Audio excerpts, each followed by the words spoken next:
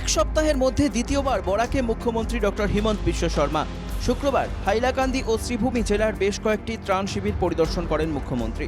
বন্যাক্রান্ত মানুষের দুঃখ দুর্দশার কথা জানতে চান তিনি।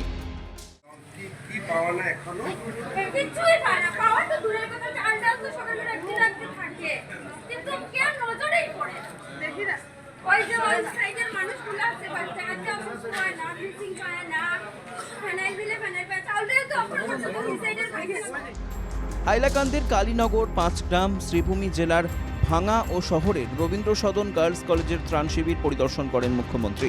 শীঘ্রই বন্যাক্রান্তদের আর্থিক সহায়তা প্রদানের আশ্বাস দেন তিনি।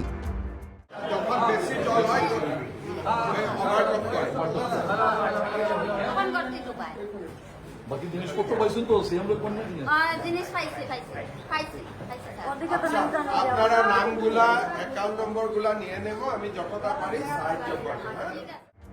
এরপর শ্রীভূমি জেলাশাসক কার্যালয়ে এক সাংবাদিক সম্মেলনে সম্বোধন করে মুখ্যমন্ত্রী বলেন, নদীর বাঁধ, সীমান্তের কাঁটাতারের বেড়া ও রাস্তাঘাট যা কিছু বন্যায় ক্ষতিগ্রস্ত হয়েছে তা আগস্ট মাসের মধ্যেই মেরামত করা হবে।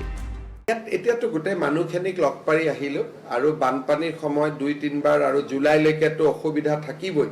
গতিকে জুলাইৰ পিছত ৰাস্তা ঘাট যি বেয়া হয় পূজাৰ আগত মই আকৌ ঠিক ঠাক কৰি দিম, একবাৰ আহিম।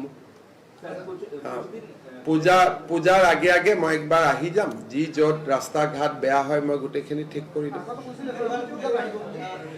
দেখা যাক, পূজাৰতো 4 দিন কবাত আহিম, এবাৰ কি লিষ্টত পৰে।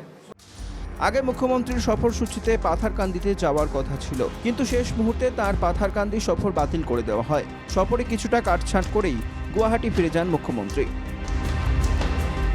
হাইলাকান্দি থেকে অমিতাভ শর্মা ও শ্রীভূমি থেকে মিষ্টু দত্তের রিপোর্ট, NKTV বাংলা।